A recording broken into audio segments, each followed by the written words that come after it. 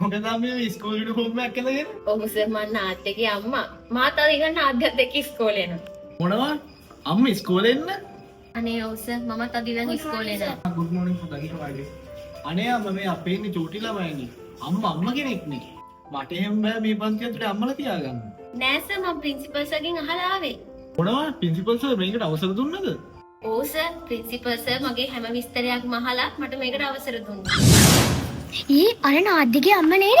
ඒකනේ චුට්ටක් ඉන්න. ඒ නිත්‍ය අර නාද්‍යගේ අම්ම නේද යුනිෆෝම් එකක් අරන් ඉන්නේ. ඒකනේ අපි නාද්‍යගෙන් අහලා බලමු. ඒ නාද්‍ය අර ඔයාලේ අම්ම නේද යුනිෆෝම් එකක් ඇඳන් ඇවිල්ලා ඉන්නේ. අපෝ එයා ගැන නම් කතා කරන්න එපා. ඇයි අනේ? එයාව මට ලැජ්ජ කරන්න නෑ ඇවිල්ලා තින්නේ.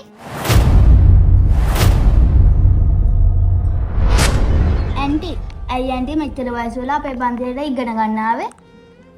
මගේ දූ ඉගෙන ගන්න නෑනේ දරුවෝ ඒකයි මං ඉස්කෝලේ ආවේ දෙසන්දට බැරිද මෙතනට එන්න මට බය හලෝ මේ ඇන්ටිත් එක්ක ඉන්න. මං එන්න.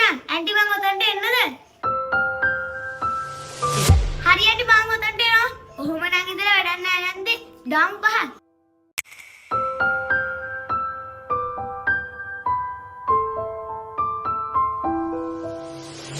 ඒ නාද්‍ය හැමෝම කියන්නේ ඔයාලා යන්න ඇවිල්ලා තියෙනවා හරියට ඉගෙන ගන්න නැති නිසා කියලා. අම්ම නෙවෙයි කවුරු ආවා මම මෙහෙම තමයි.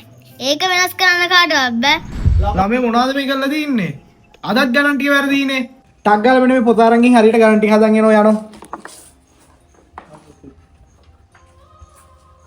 නාද්‍ය හොඳට ගණන් ටික වැරදි. අම්මත් ඉන්නවද නේ මට හොඳටම බැනුම් අහන්න. අනේ සර් කියන්නේත් ඉගෙන ගන්න අම්මා කියන්නේත් ඉගෙන ගන්න. අපේ අම්මත් ඉගෙනගෙන නැහැ. ඉගෙන ගත්තා නම් අපේ පන්තියේ වාඩි වේවි. මේ අහන්නකො නිත්‍ය අම්මා හරි තාත්තා හරි ડોක්ටර් කෙනෙක් නම් එයාගේ ළමයා අනිවාර්යයෙන්ම ડોක්ටර් කෙනෙක් වෙනවා. අම්මා හරි තාත්තා හරි ලෝයර් කෙනෙක් නම් එයාගේ දරුවෝ අනිවාර්යෙන් ලෝයර් කෙනෙක්ුත් වෙනවා. අම්මා හරි තාත්තා හරි ඔය ගෙවල් වල ආස්පාස් කරන වැඩ පිගම් හොදන වැඩ කරොත් ඉතින් දරුවෝටත් ඒ සෙද්දෙම තමයි ඉතින්. ඔයා ඉතින් දන්නවනේ අපේ අම්මා කරන රස්සාව. අපේ අම්මා කරන්නේ ඒ රස්සාවම. මටත් ඉතින් ඒ රස්සාව තමයි කරන්න වෙන්නේ. පායායන සඳටත් වඩා ඔබ මට උණුසුම වූවා